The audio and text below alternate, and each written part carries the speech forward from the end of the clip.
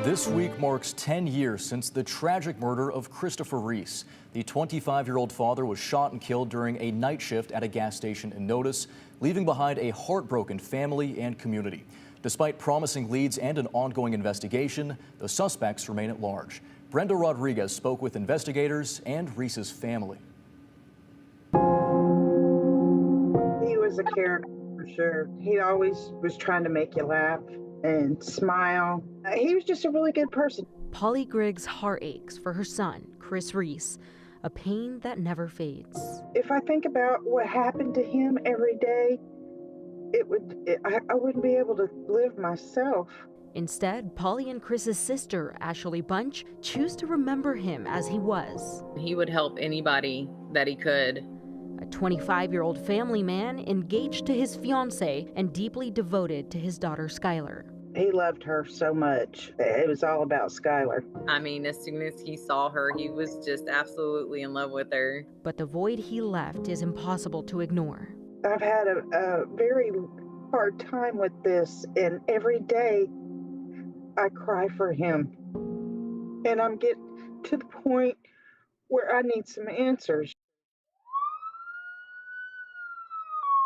I never let go of this case, and my detectives don't either. This is a very open and active investigation. 10 years ago, on December 17, 2014, Reese was working his night shift here at the Jackson gas station in Notice when he was gunned down by two men. We couldn't see their faces, gloves, masks, hoods on them. Entered the store, one clearly carrying an assault rifle. Upon entering the store, like I say, they ended up, without hesitation, executing that young man.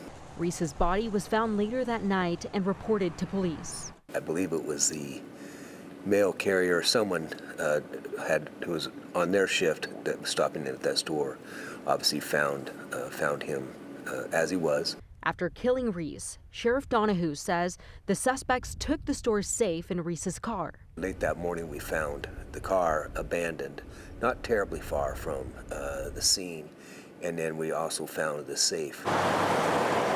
It was a crime that shook the Notice community and one that will forever remain close to the heart of Notice native Drew Williams. 10 years ago when this happened, how was the community right after? I think the community was just, like I said, it was just more distraught, more sad, because it's kind of like, again, you don't expect to lose somebody like that in a town like this. A decade later, the suspects are still walking free.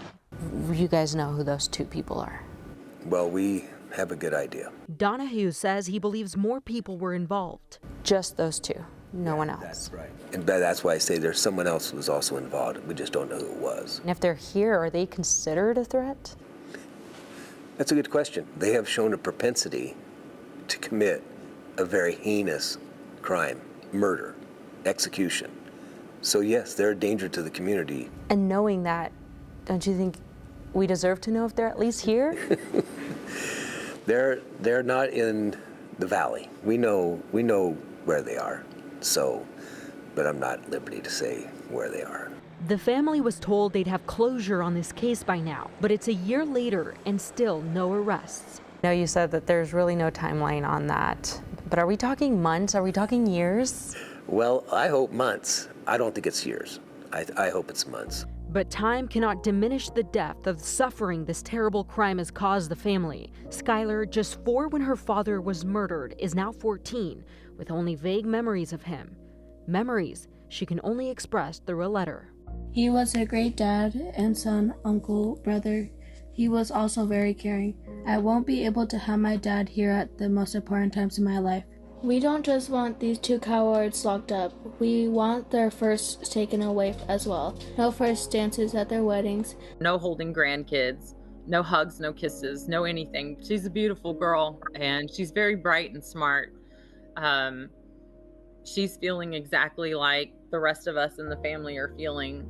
And while we wait for the suspects to be arrested, Reese's family is urging the community to speak up if they know something. We need a chance at closure, and and we need the community to come together and stand with us. Chris didn't do anything that he deserved to be murdered. No one deserves to be murdered.